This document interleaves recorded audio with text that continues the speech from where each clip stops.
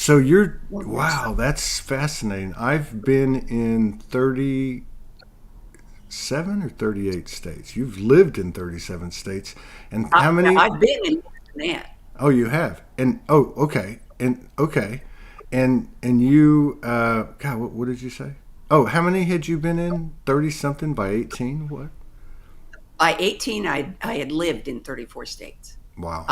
I have been the new kid in school 38 times Wow. What a and have only been to 4 colleges. only? Wow. Well, What? I have a bachelor's degree, 2 master's degrees, and I'm working on a PhD. Wow, congratulations. Congratulations.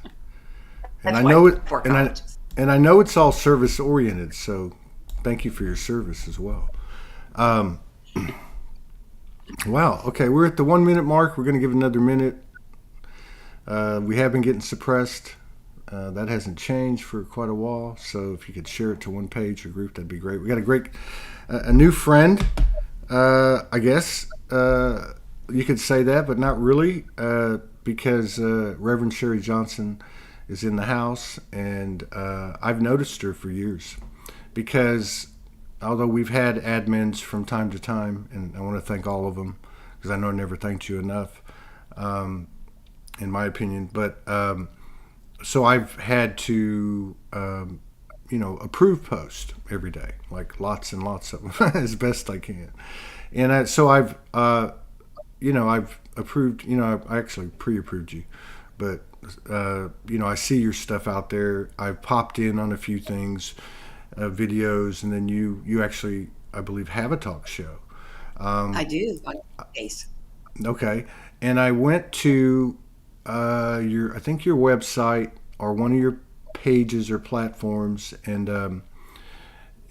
I saw some of your story. I think it was you were kind of in the conventional uh, Western religion. It looks like, and then it looks like you something happened, or you continued your growth. But you seem to have a more uh, open viewpoint than just straight.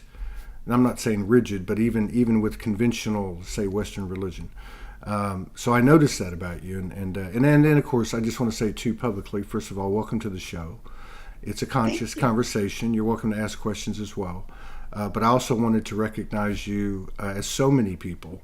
Soulogy was formed. That group was really the first move in the physical world, in the linear, and that was March 12th of 2012.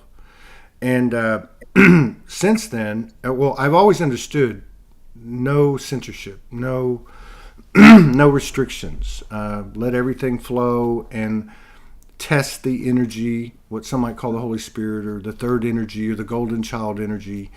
Test that thread that's common to us all. And as the words came, it was, and they're still the same ones today. Soulogy is not an organization; it's an energy. There's no dogma, there's no doctrine. It's a vortex or a place where people share their experiences, their skills and abilities and stories. Um, so there's a lot of people like you. Not too many. I shouldn't say that because you've been out there for quite some time. I mean, I'm talking about going back. I know I'm doing this by memory, but maybe 2 or 3 years minimum. But I think even further. 5. Okay. So I had a feeling I was going to go look at when you enroll or when. Okay. But anyway, so now we know it's 5 years, and very consistent. I have a lot of people that approach me about doing podcasting or doing a show, and I always tell them the same thing: don't go out there and try to do 5 or 6 a day like I used to. Don't do that. Whatever you do, be consistent, and that's one thing I've noticed about you. You're very, very consistent. When I chime in on your lives, you have a lot of conviction. You're very down to earth, and you're very articulate. So, having said all that, that's my way of saying thank you for contributing to the Soulogy community. And it's a pleasure and an honor to have you sharing space with us today on Soul Speaks 5D. Well, thank you very much for inviting me. You just expressed one of my most deeply held and beloved beliefs, and that is that there is a golden thread of truth that runs through all faith traditions, and that the function of a spiritual seeker is to find those threads and weave them together into a fabric that can support the search of anybody, regardless of their nationality, their ethnicity, their gender, their age, their upbringing. Nothing matters if you find that truth. If you hold on to that truth, then what you realize is that we're all one. Yeah, exactly. That's what it boils down to. We're all one. That's right. Even if you don't like it. That was one of the early Soulogy slogans. I'd say everybody's in Soulogy even if you don't like it, because it's just another word for that which you're speaking of. How did, in case anyone missed it, Sharri was lived in over 30 places by the time she was 18. Her father was an aeronautical engineer, I believe. And it sounds like he worked for An aeronautical engineer. Government or defense contractors. So you moved a lot. How did you get? Like I said earlier, I picked up somewhere on one of your platforms that you've always been. Let's just say you came out of it in more of a conventional religious thread, like we all did. But you had an interest. Raised you were. girl. Oh, you were raised in it. Yeah. I was raised as a good little Catholic girl. Okay. And when I was 20, not quite 21 years old, my first husband, was an officer in the Marine Corps, and he was stationed at Quantico at what they call the basic school. Mm-hmm. And one day he was called into the office of the commandant of the Marine Corps. And he was informed that the Marine Corps had determined that he only had one commitment in him. And that meant that he could either be a Marine Corps officer or he could be married to me, and he needed to decide right then. So he came home and told me to take the baby and leave. So this good little Catholic girl went to her priest. And the priest said, and I was 21, you know, I don't know how old now, how really old he was, but he looked ancient to me at the time. And he said, well, it's very simple. You'll be celibate for the rest of your life or you'll burn in hell forever. And I said, Father, we don't have the same God. Because my God created everything that exists as an expression of unlimited and unconditional love, and would never condemn his highest creation to everlasting damnation for having been young and stupid. And the priest threw me out. And I spent the next 7 years, that number, 7 years, looking for a faith tradition that made sense. Because one thing that I have known since I have known anything is that God makes sense. And so I stumbled and I tried everything. I looked at Judaism. I looked at all of the Christian traditions. And finally, I was a single mom undergraduate at UMKC, and my boss said, why don't you come to church with me on Sunday and I'll take you and the kids to lunch afterwards? Well, hell, I was working my way through an undergraduate degree with 2 kids on welfare. I would have gone where they handled snakes to get my kids a free lunch. So I went, and it was Unity Village, which was my first experience of New Thought. My first experience of there is no hell. My first experience of sin means self-inflicted nonsense. And my first experience of meditation. And it was earth-shattering for me. It was absolutely breathtaking. I sat there and cried, which happens to a lot of people in New Thought churches on their first try. Now, so I'm sorry, there's a little lag. When you say New Thought, you're talking about Helen Blavinsky. Is that? I'm talking about Unity, Centers for Spiritual Living, Agape. Okay, I got you. Yeah, so you're like what we might see as Unitarian, Universalist, the science of the mind. Oh my goodness, no, Unitarian Universalist is that's not the same. See, that's what I'm. So is this like in the vein of Ernest Holmes, Mary Baker Eddy? Yes, it's Ernest Holmes. Science of Mind is Ernest Holmes. Okay, Science of Mind. That's how I recognize. Okay, I got you. Yeah. Yeah, that's one of my. But it took me 29 years to find Science of Mind because I was in 29? Unity, and that was such a big step forward. And then 29 years after I found Unity, I stumbled into Science of Mind, literally just stumbled into it and went, oh, where has this been all my life? Right. The first quote I read was, "We must remain open at the top." Right. And I was hooked instantly. The best teacher I ever had when I was in high school, I was a junior in high school, and I went to a Catholic school. And my best friend and I wanted to take biology, and it was a senior class. So we went and talked the nun who taught it into letting us into the class anyhow. And she was marvelous. She was everybody was scared of her. I think the principal of the school was scared of her. I don't think I ever saw her smile, but she had a heart that was as big as she was. And one day I'm sitting there and we're doing botany. And I had my first, oh my God, why is everybody else here? This person is obviously speaking to me moment. Because she said, no tree ever died of old age. Trees only die when some outside force causes them to stop growing. Mm. And a bell went off I went, I'm a tree. I don't know what that means, but I'm a tree. And what it means is we must remain open at the top. But the reason I'm a tree is so important is because trees are not just open at the top. In order to remain open at the top, they must also be open at the bottom. Mm-hmm. They have to have the roots, the deep, wide roots, to give them the balance to be able to keep stretching up and out. So that's my favorite metaphor. I like that. This, When I reawoke, that was like the first message. It was like, it's all about the trees. I'm like, what am I supposed to do? Be a tree hugger? You'll get it. But yeah, the trees still to this day are that's where I anchor myself at any time. I mean, unless I'm by myself or something. But yeah. So you find Ernest Holmes, and by the way, that's back in the days when I read books. That was one of my top 10 books. Ernest Holmes, Science of the Mind. oh yeah. Yeah, so, and now you're continuing to pursue your vocation. When I found Ernest Holmes, I was teaching computer science in college. Okay. And people said to me for 10 years, you ought to be a minister. And I said, oh, don't be silly. Why would God want me to be a minister? And then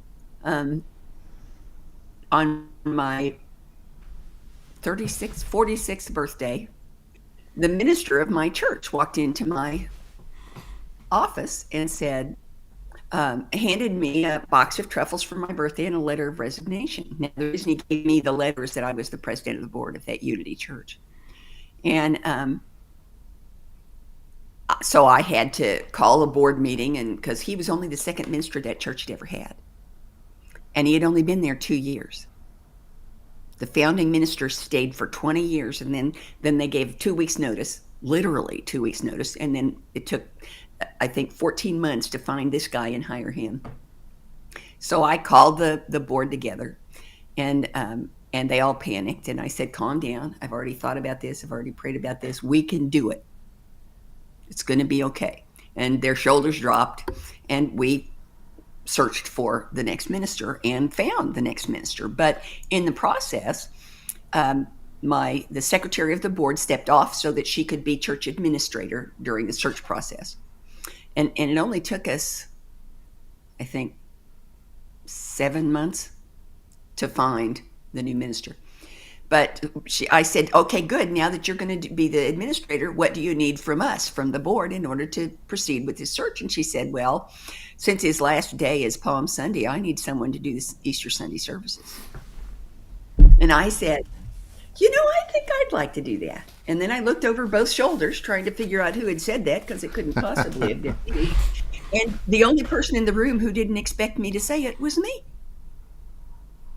So I did 3 services. I did a sunrise service that was about Easter from the perspective of Mary, because I think that Mary knew all about what was going to happen.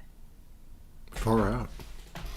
And then I did the 9:30, the 9 o'clock and 10:30 services that were the Easter story according to Matthew, Mark, Luke, and John. Because, the first three just cribbed off each other, and John was the metaphysician of the group. He was the spiritual person Yeah.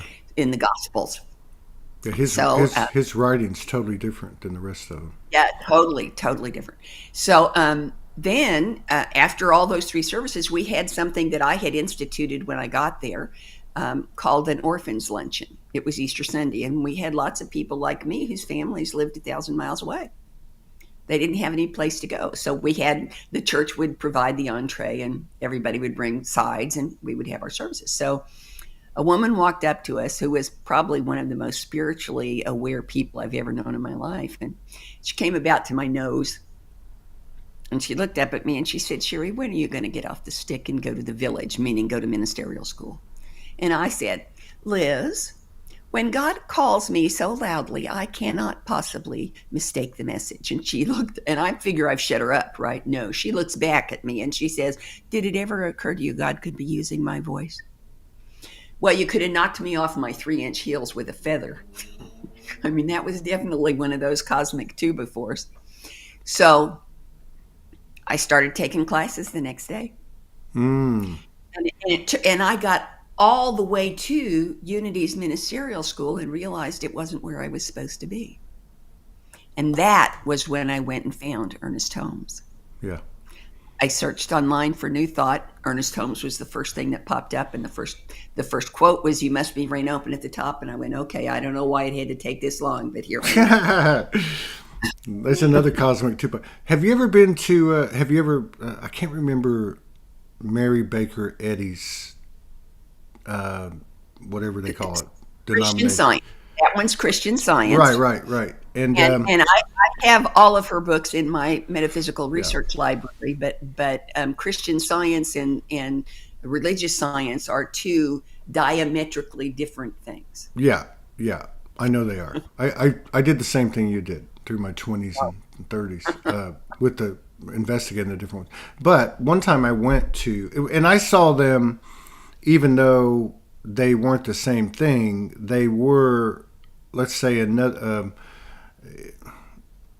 They weren't conventional and they weren't mainstream, Right. and they were.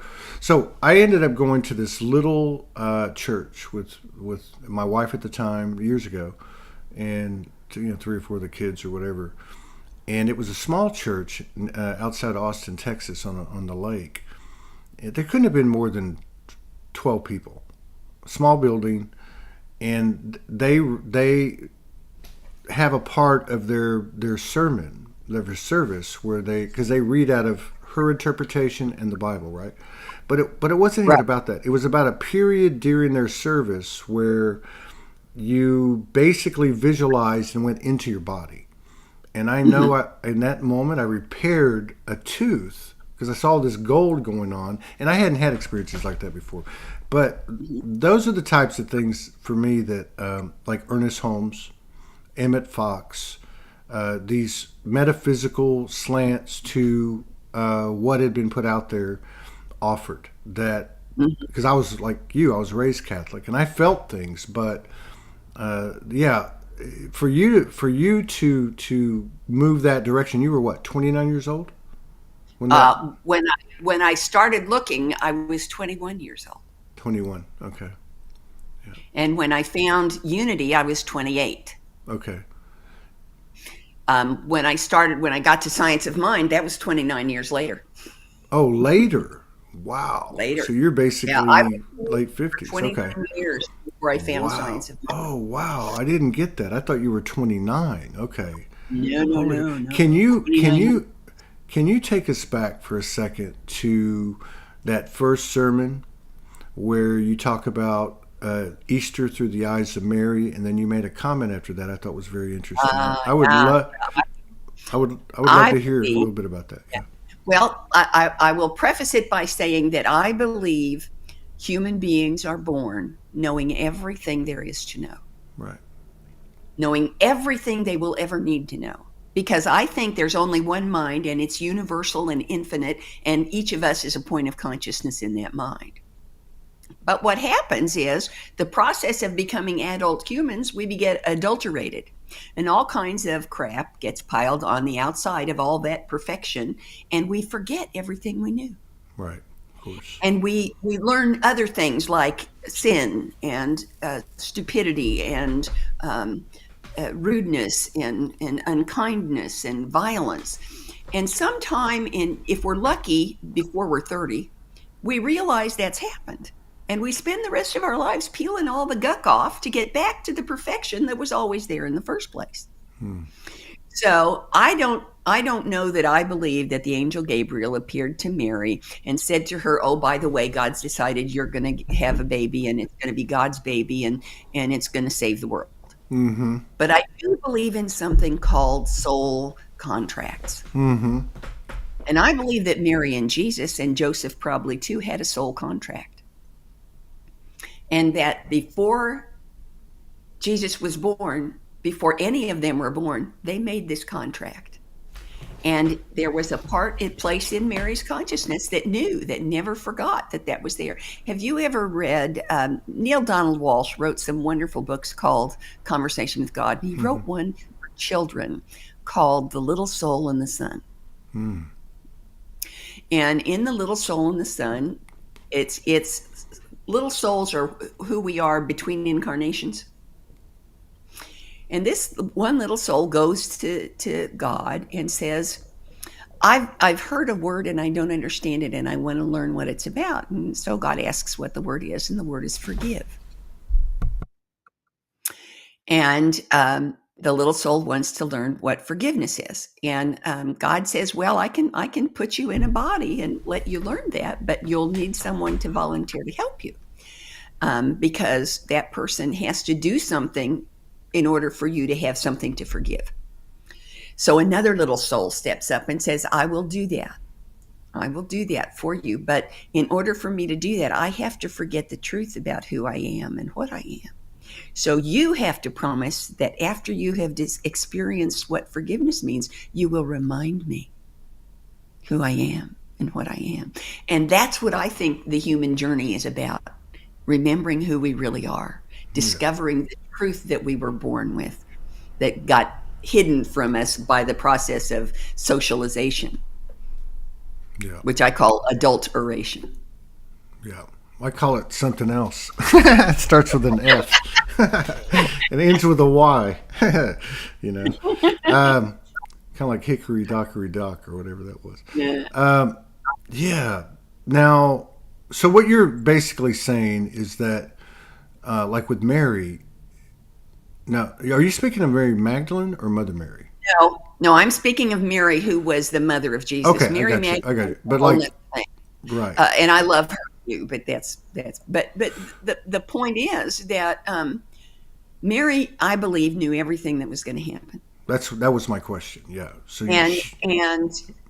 and she needed to, so that she could help Jesus be prepared for everything that was going to happen. And the most important thing that Mary knew, the most important thing that Jesus taught, is that he came to show us what life could be. He came to teach us that life is eternal. That's why he died on the cross, not to save people from their sins, but to teach us that life is eternal. And the only way in those days he could do that was to die and come back. And I believe that life and love are the same thing. Yeah, exactly. And that we go in and out of bodies. They may not all be on this planet. I kind of hope they're not, because, I think a lot of people feel the same way. All these people come on the show over the years, and they're like, the souls are lining up to come here. It's the greatest show in the multiverses. And most of us are like, beam us up, get us out. Enough is enough. Well, and I think that we come because there are things we can learn and things we can teach. Yeah. And I think that learning and teaching are two sides of the same coin. I spent 35 years as a college professor and wrote a computer science textbook before I became a minister. I've written 2 prayer books, so I think I'm even out, You've but made the transition now. yeah, yeah. But Wow. teaching and teaching is not something that you can learn. It's something that you be. It's something Right. that you are. Right. But I think that life is about teaching, and that everything we Yeah. do teaches somebody something. If we're Yeah. lucky, we're part of the audience, but not always. Yeah. I like the word sharing. Like when you speak of teaching and learning, but like sharing to me is that's what it is. I mean, it might look like teaching, but sharing. Like when you were a teacher, you didn't just share the information. I bet Oh goodness.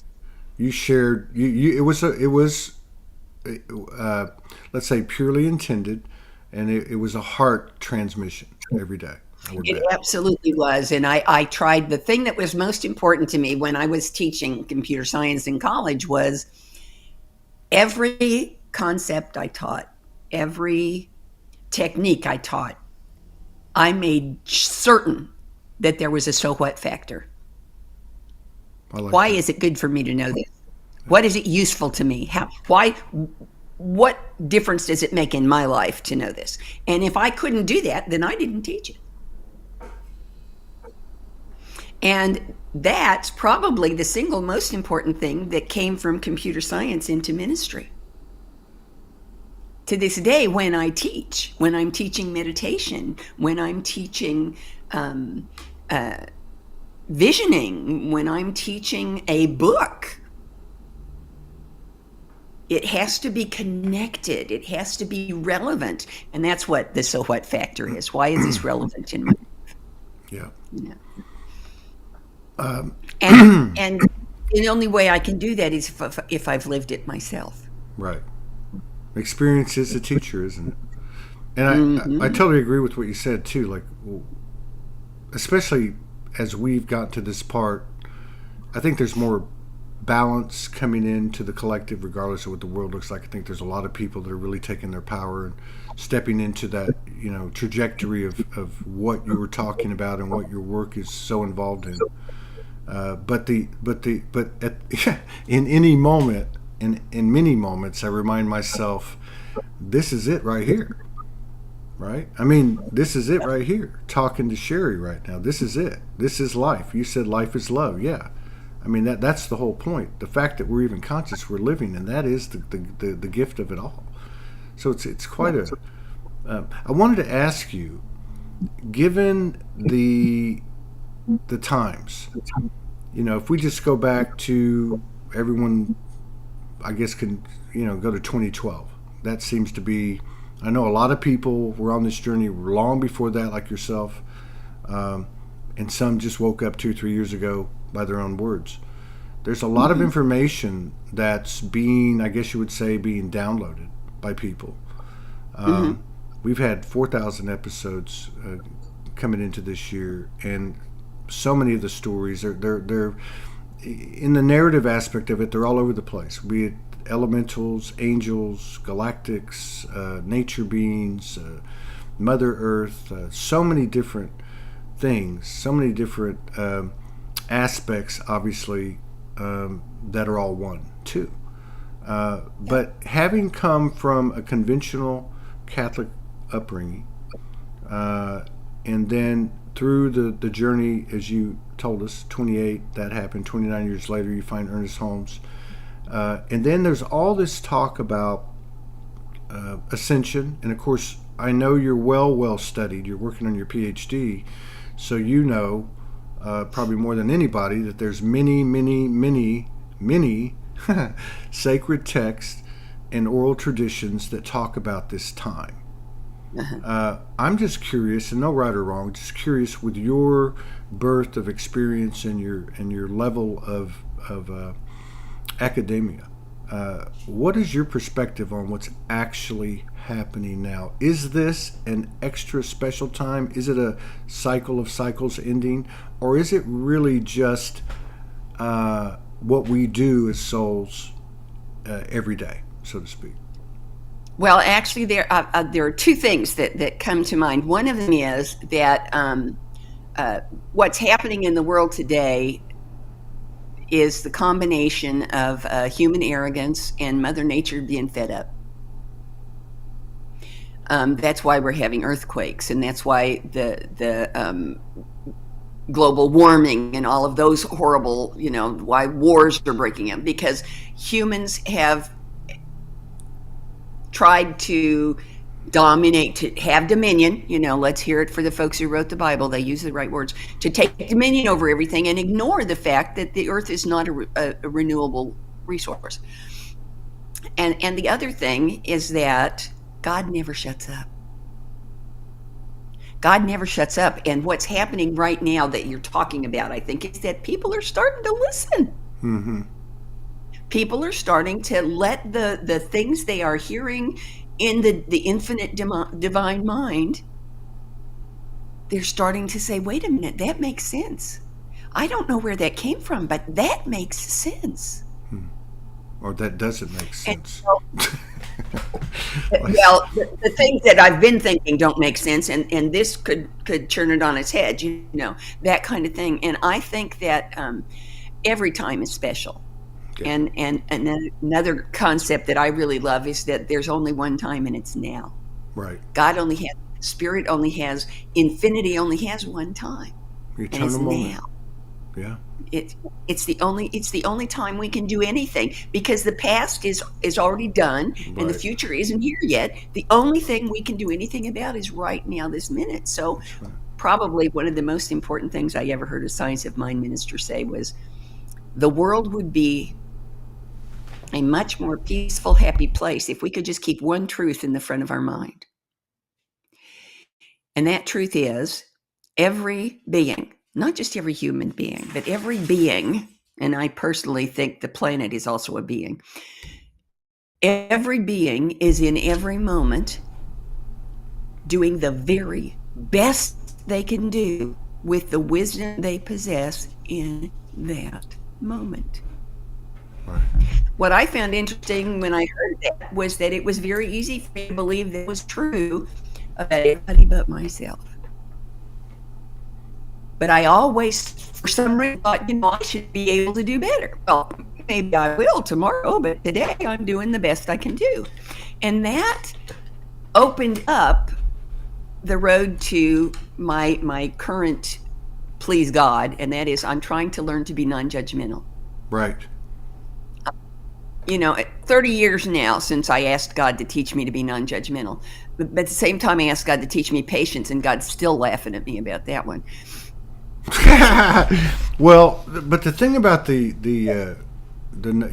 what you mentioned, the first quote you saw from Ernest Holmes about being open at the top, I don't know. That's kind of how I approach for myself, because I think we're all in that mode. We're all moving towards more compassion, which is no judgment, but is to look at things in regard to how open am I? Because I find that my judgments are, like, say for instance, somebody walks in the door and says, actually I put up a post in Soulogy a couple days ago, and I don't really answer anything. I just happened to notice this person wanted to clarify all the specifics of the narrative involving archangels and such, even though I didn't say anything about any of it.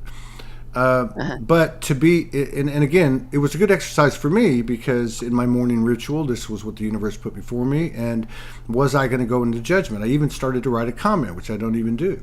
And I thought, oh, this is interesting. Okay, so I can be open, kind of like respect everybody's reality. Sometimes I think there's 8 billion Earths, one for each one of us, in some kind of colossal cosmic sacred geometric equation or something, but it's all the same constant. There's still the one and all that. Yeah. But okay, so like let me ask you this. Then, and I hear what you're saying totally, because I think at the end of the day, this is all we have. If we don't get it here, we're not going to get it anywhere. Joseph Campbell, right?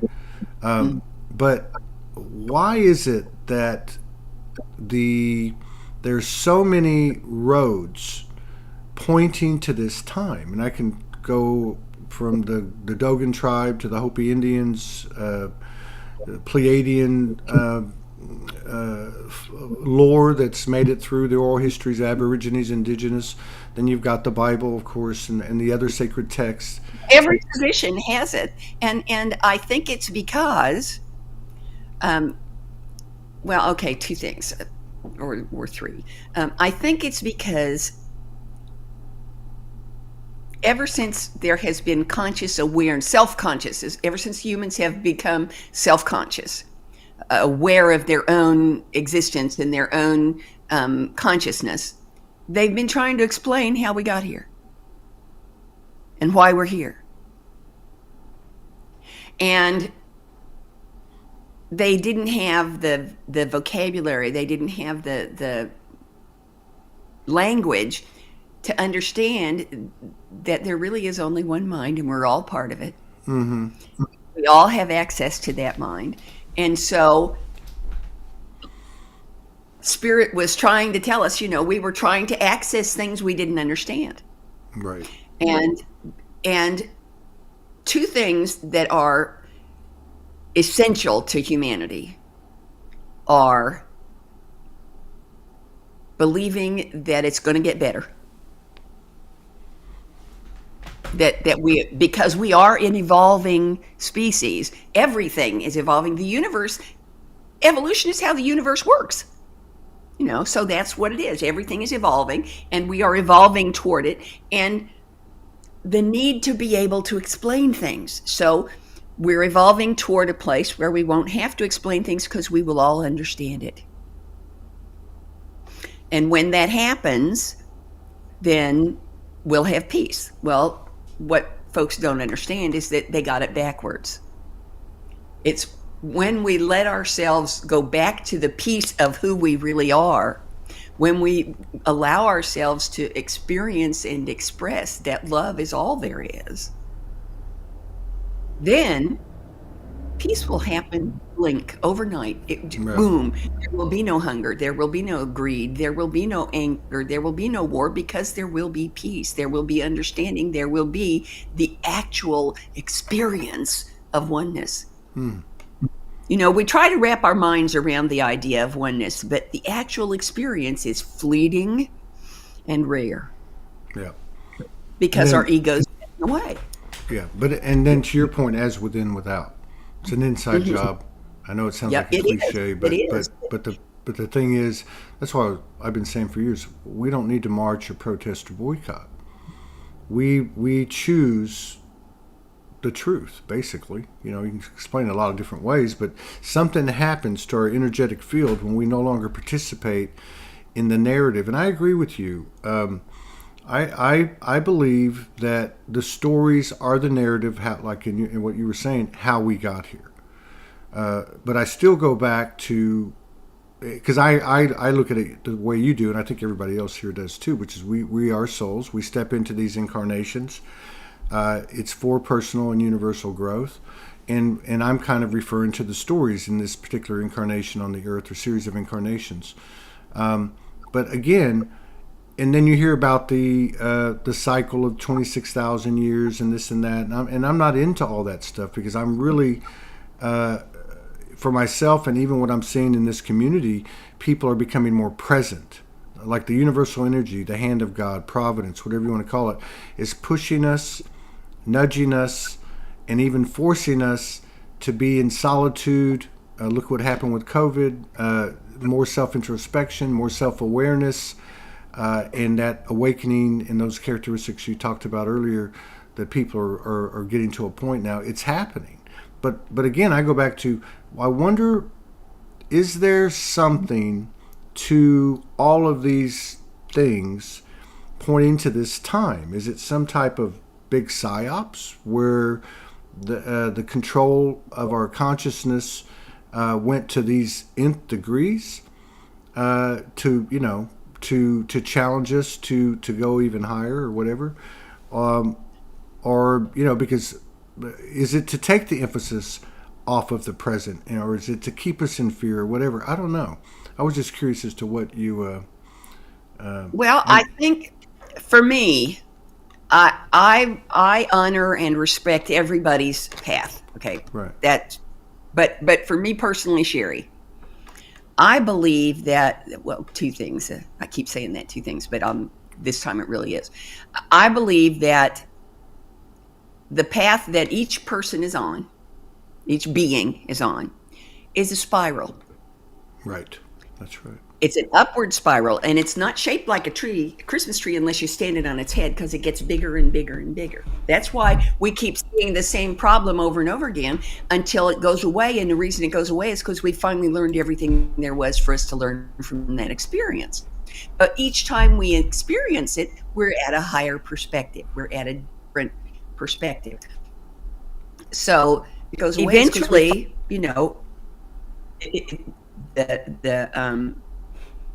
the spiral gets big enough that it, I don't know, I don't want to say levels out, but we reach a point where we're not challenged to go up it. It's not as steep, it's not as hard to travel. And the other thing is, my favorite metaphor, that there is one metaphor for the divine that appears in every faith tradition, and that's white light. Right. Every tradition uses white light as a metaphor for God. And what's interesting to me, my undergraduate degree was math with a minor in physics. I don't get to use the minor in physics very often, but this one does. If you take that white light and you shine it through a prism, what comes out the other side of the prism is every single wavelength that was part of that white light. Even the ones you can't see, they're still there. And I think of spirituality, spiritual seeking, as being like that. Every one of those colors, if you removed one wavelength, just one, if you found the smallest wavelength and you removed that one wavelength, not only would all of the other colors disappear, but so would the white light, because every single one of them is essential component for somebody. So I look at it as each wavelength represents a faith tradition, a spiritual path. And that wavelength is going to be there as long as there is one person left on the planet for whom that is the right path. Right.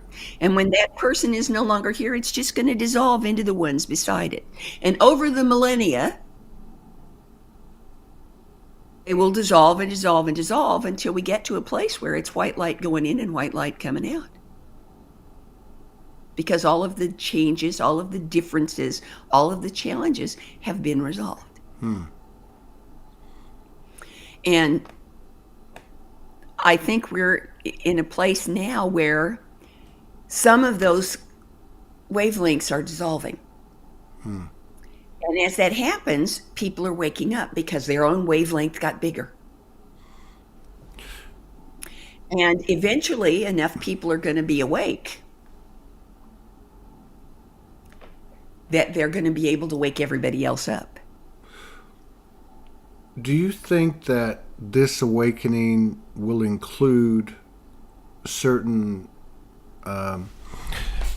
attributes that maybe have been dormant because of our lack of awareness of ourselves might be coming online, such as full-blown telepathy?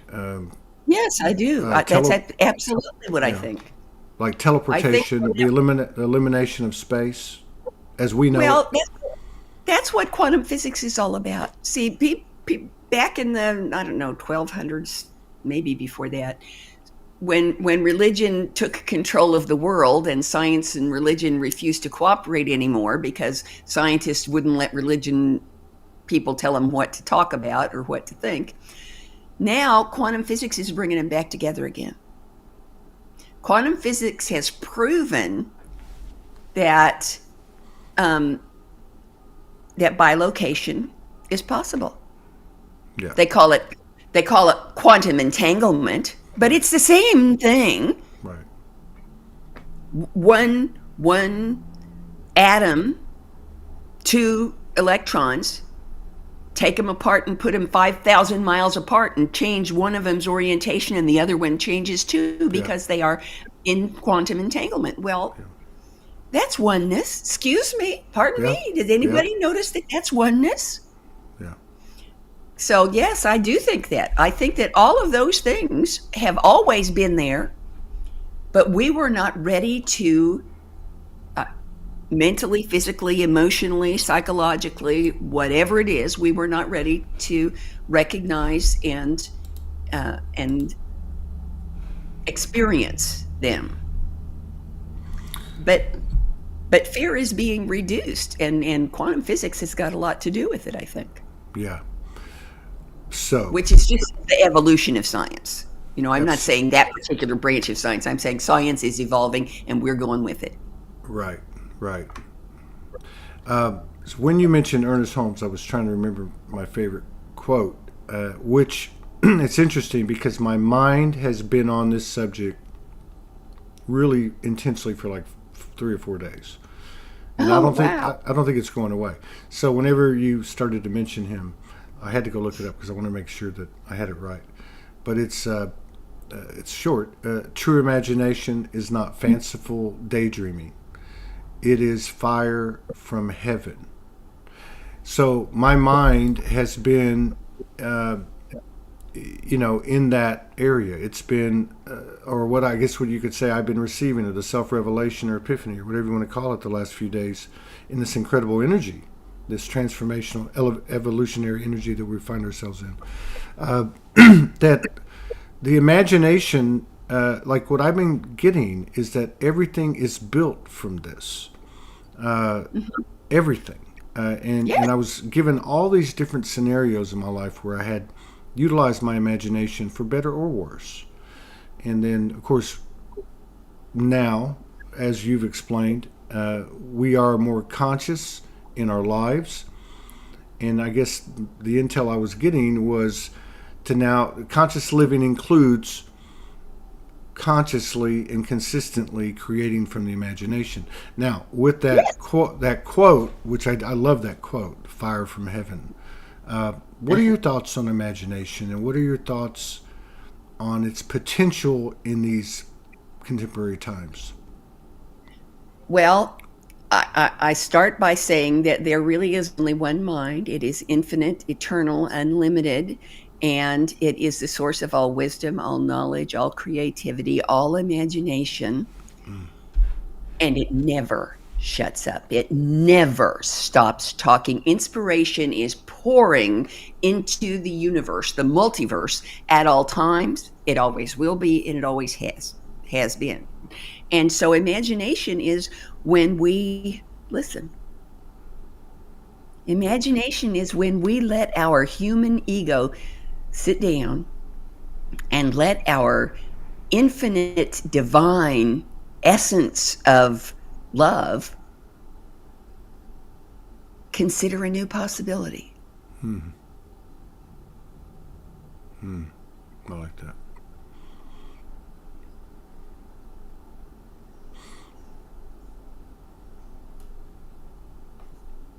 Do you have a daily practice? Oh, I Um, do. like, and dumb question, but I'm just that way. I'm real curious about the way people. Um, I am too. I think it's fascinating. I would much rather ask somebody what their daily practice is than ask them what their sign is. Um, yeah, right. I mean, like, yeah. I think we're, because I'm not always been real traditional in these circles. Me neither, but Yeah. for Well, me, you're a reverend. You're a reverend. I I hope will, you're. I But will give you uh, a clue. yeah. Something that was briefly mentioned during ministerial school, and in my opinion was one of the most important things I learned there, is that self-care is prayer. Yeah. And I've always known you can't pour anything out of an empty pitcher. So I have to start my day by filling the pitcher up. I start with meditate. Well, first I take the dog out. And then I go to the prayer room and the dog sits in my lap and meditates with me. And I do a 15-minute prayer on whichever uh, spiritual quality I'm focusing on that month through my PhD program. My PhD is in wisdom studies. Mm. So this month it was love. Big surprise because it's February. Next month it's grace. So I do a 15-minute meditation on becoming aware of that and allowing that to express in me and that kind of thing. And then I do something a little weird. And it's only going to last until the 28th of May, because then I will have done it for a whole year. I mean, April, 28th of April. And that's a 15-minute meditation. Um, it's a Hawaiian forgiveness tradition called Ho'oponopono. Are you familiar with it? And I do that for 15 minutes on behalf of Vladimir Putin. Because when they invaded Ukraine, it felt like someone had slapped me with a brick. I mean, for some reason, though I have no Ukrainian connections at all that I know about, I felt personally affected by that, and I needed to be able to do something, and so I prayed about it, and Ho'oponopono came up. So that's what I do. I do 15 minutes of Ho'oponopono for Vladimir Putin, and then I have a bookcase beside my chair in front of my prayer altar, and I do daily readings from Ernest Holmes, from Unity, from 3 or 4 other authors, and then I do.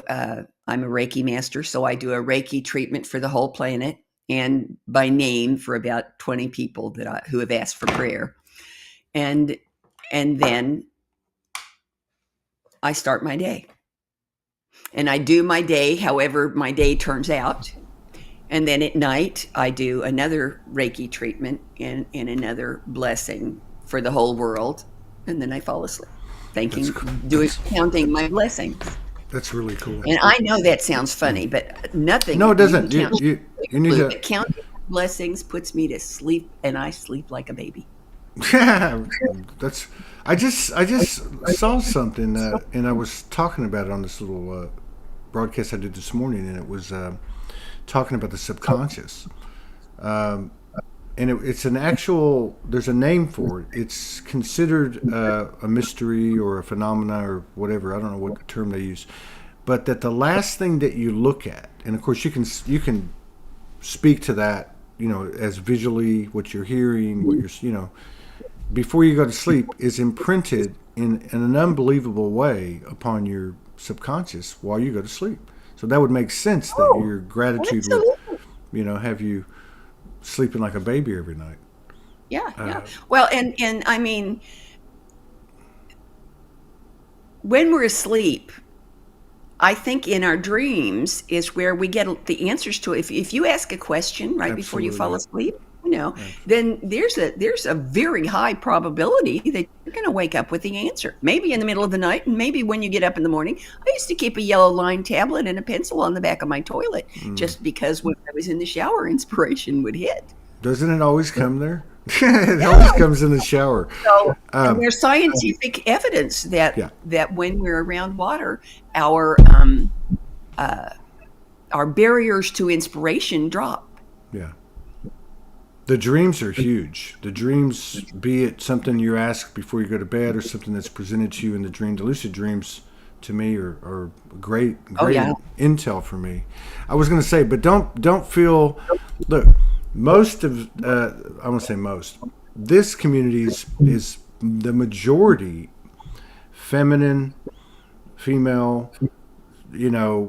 45 and up. Been awake a long time. Don't look for notoriety. Kind of stay in the background and do the kind of thing that you're talking about. They're blessing the earth, anchoring energy, grid work, channeling, whatever it is, on behalf of the earth and its children. So there are many people that are watching this live and that will see the replay that can totally relate to you. Oh, I'm so glad. Yeah, it's true. Yeah. This has been really cool. You're very colorful, and it's really cool. I'm curious as to, you've spoken of Ernest Holmes and Unity. I'm just curious because I used to be a really avid reader in the same genres, I guess you would say.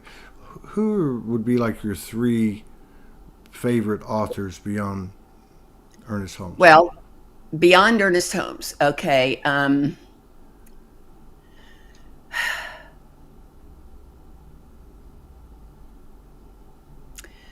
Well, I love Neil Donald Walsch because when I read his books, it's exactly the voice of God in his books is exactly what I hear. Mm-hmm. You know, so I love Neil Donald Walsch. I'm going to turn around and look at my bookshelf. You're cheating. Okay. Emmett, I have everything Emmett Fox ever wrote. I love Emmett really? Fox. I love Yes. Emmett Fox. Emmett Fox was the one that, did you have that period where, because I went Catholic, I was raised Catholic, my parents divorced, my stepmom was Baptist. So I started being exposed to that, which freaked me out because people were talking in church like it was a big party. Yeah. But right, so I Somebody freaked thumped me him out. on the head. The first time I went, I was like freaked out. I was in 8th grade. But anyway, so once I got out of high school, college, and started digging into this stuff, I had this. I looked at it like two sides of a river. So there was my upbringing. I didn't understand the conditioning at that point, and I knew this metaphysical thing was something. So I was reading a lot of different books. But Emmett Fox is actually the one that bridged it for me. So Yeah. I've Yeah, I love always Emmett Fox because he talks new thought, but he talks it in language that people who don't understand new thought can understand. yeah. Yeah. And I'll tell you who else I love to read. I love to read the Dalai Lama. I have never read his stuff. His stuff is wonderful. On the tippy top of my bucket list is Hug the Dalai Lama. Yeah. And Donahue, what's his first name? Irish author, Donahue. deceased now. Hold on, let me see if I can find it. He wrote a book called Karam Ana, which means soul friend. And it was wonderful. I'm a bibliomaniac, and I actually built in my house a metaphysical library, which is open to the public by appointment because I don't have an external board. And my PhD project is putting it online so that it can be globally available. Wow, that's awesome. And so I have everything. I have Neil Donald Walsch. I have Redfield, Redfield. who wrote Celestine Prophecy. Yeah, James Redfield. Redfield, yes, I've read all of his. I love all of his stuff. But there are a bunch of other modern authors that I really enjoy too. I love reading. I have hidden in for 73 years now. There was nothing I couldn't hide from between the covers of a book. Yeah. It's just what's on the outside of the covers that has changed. I still love a good novel. I still go to the library every 3 weeks and bring home a bag of books to read before I go to sleep, just for fun. But I have an entire metaphysical library. I have one of my prized possessions. One of the gentlemen who was on the crew that built the library works in remodeling homes, and they were gutting an old home that they were going to refurbish, and they found a Bible that was printed in 1845. Wow. And they were going to throw it away, and he said, "Oh no, you're not. I know where that's." Old Bibles are.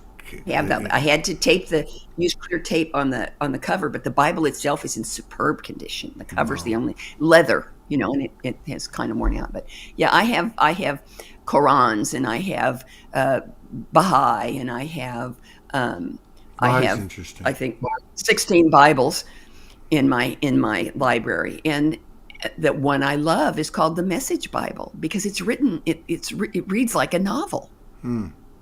It's just delightfully written, and it makes sense of things that don't make sense in the King James version. But Have you read the publications on the Nag Hammadi and the Dead Sea Scrolls, like the Gnostic, like Philip, only Thomas, ministerial Magdalene? school. I have some of them. I just haven't read them all. I've got books because I have put out a call to people. If you've got books on spirituality that you don't want, please send them to me. I'll pay the postage. And most folks I just wish I would have met you after my first divorce. I had a boatload of books. They disappeared. So there are books in my library that I haven't read yet, but there are also just books that I've read 5 times. So Yeah. Wow. What a way to start the day with Reverend Sharri Johnson. Hope to see you. Hope to see you again. Maybe we can get together again if you're open I'd to be it. delighted. Let me know. Yeah, later in the year, maybe we can do that. And yeah, thank you again for contributing to Soulogy Group for so many years, and really appreciate it. Thank you for your efforts. And Wholesome Dad, yes, is the answer. SoulogyOneStudios at gmail.com if you can let me know. But listen, and thank you everybody for tuning in, and thank you for your continued love, support, and contributions. Allow us to keep doing this every single day. It's a blessing, and I'm grateful to be here with a new friend, officially. Absolutely. Officially. You take care, and all blessings to you and yours and in your endeavors. Thank you. Thank you, Bye-bye. Sharri.